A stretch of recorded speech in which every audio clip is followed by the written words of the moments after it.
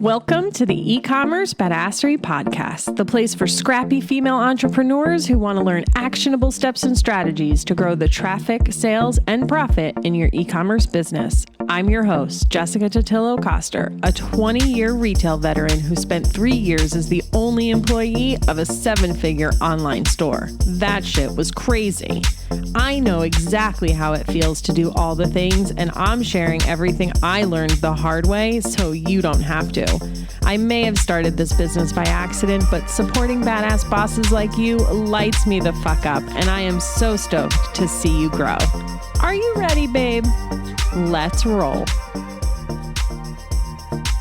Welcome back to the E-commerce Badassery Podcast. I'm your host, Jessica Totillo-Coster.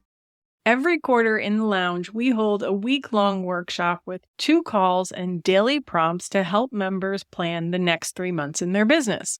It's one of my favorite things in the lounge, and this most recent wrap call was so good, I had to share some of the takeaways on the podcast. Since we went so deep on this call, well beyond Q4 talk, and it meandered around a bit because the calls are really based on the attendees and their questions, I'm going to break it out into a few different episodes so it's easier for you to follow. Plus, I like to deliver things as succinctly as possible here on the podcast. So welcome to this mini-series I'm calling Lounge Lessons. And this week's lesson is all about how to increase sales in your seasonal business during the rest of the year. For a little context, the lounge member that prompted this discussion sells kids' costumes, and her busy season is August through December. We've brainstormed a few different ways over the last few months on how she can create a more steady stream of income in her business throughout the year. Because her products are such high quality and handmade, these aren't your party store packaged costumes. One of the conversations we had earlier in the year was partnering up with event planning companies that do princess parties. I only know what these are because my cousin used to work them, but she told me LA celebrities would host these parties on any given weekend just to give the kids something to do, so they're pretty lucrative.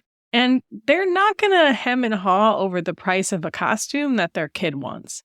There are also SEO things she can do, and of course, sometimes it just comes down to creating a marketing campaign and giving customers a reason to pay attention to you. But we didn't talk about any of this. In fact, we didn't talk about increasing sales during the off-season at all. Initially, she asked if it was typical for retailers to make the majority of their revenue in Q4. And the answer was yes. And so I said to her, what if you just made all of your money in August through December and you got to chill for the rest of the year? Here's the thing. There's nothing wrong with having a seasonal business. There are plenty of seasonal businesses out there.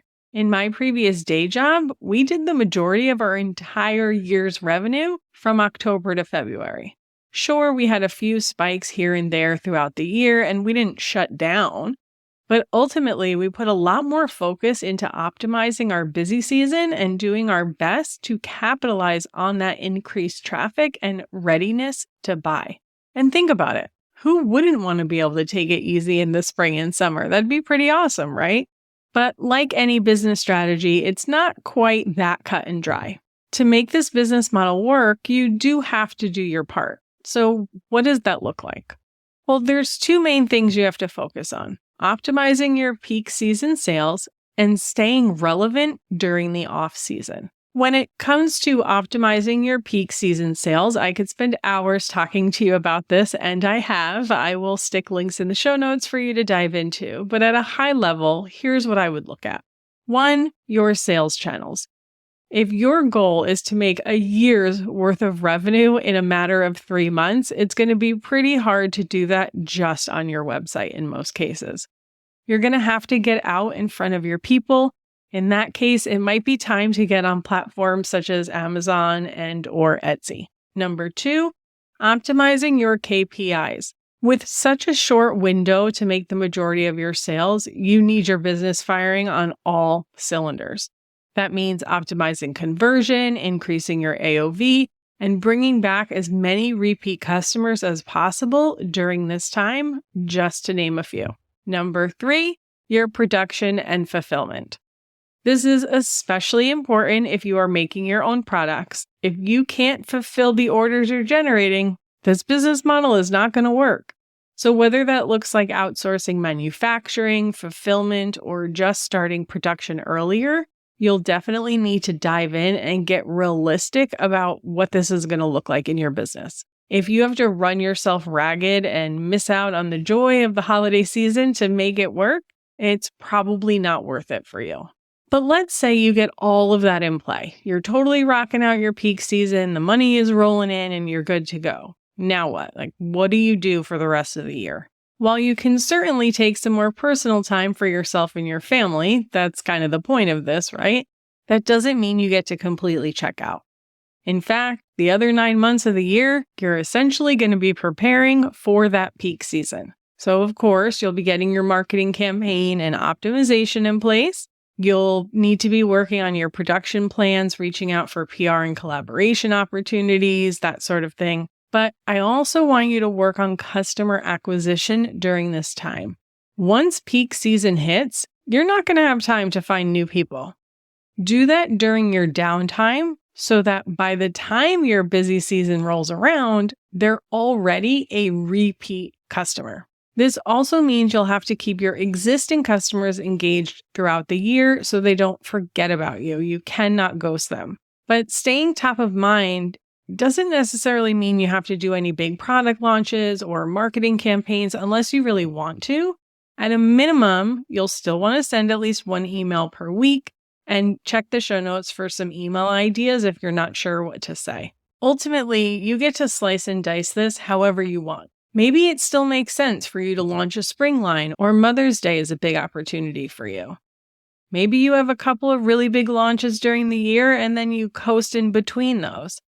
You get to decide what that looks like for you and what makes sense for your business. Ultimately, my goal for you, like most things in business, is to double down on what works and pull back on the rest.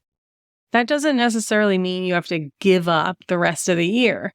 But if you've been trying to get shit to work, banging your head against the wall, maybe you're just putting your energy into the wrong thing.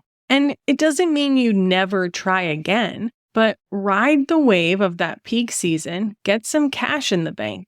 That's going to alleviate a lot of that stress so that when you do sit down to think about your year-round strategy, you can do so with more clarity and creativity. So I'm curious, are you a seasonal business? Have you been struggling with this? Did this spark any ideas for you? I'd love to hear more about your business, where you're at, and what you're struggling with. DM me on Instagram and let me know.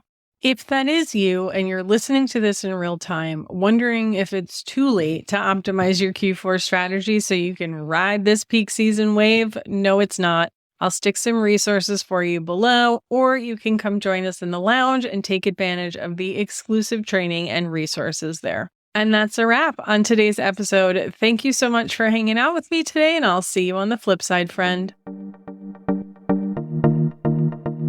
Thank you so much for listening to today's episode. If you like what you heard, I'd be so grateful if you'd leave a review on Apple Podcasts, and don't forget to subscribe so you never miss an episode. And if you're looking to surround yourself with more product entrepreneurs who totally get your life right now, get your booty on over to the E-commerce Badassery Facebook group. Can't wait to see you there. Until next time, e-commerce friends, stay badass.